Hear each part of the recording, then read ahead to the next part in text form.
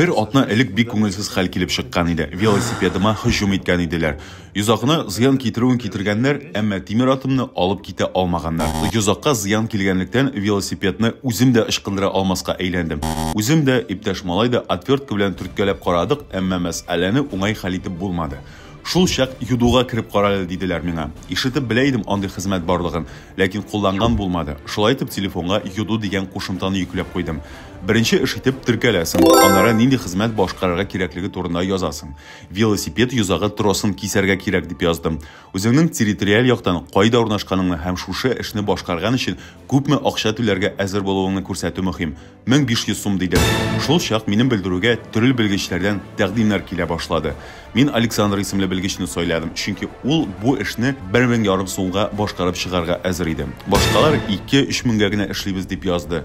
Александр белән телефон аша сөйләшеп килештек. Икенче көнне ул төп түгел көндезге 12дә кулына болгарка тотып килде. Берничә секунд дигәндә тросны кисеп тә ташлады. Шулай итеп, минем велосипед иректә. Бер уңайдан оста куллы абый бер атна элек ычкынган тормозны да рәтләп бирде.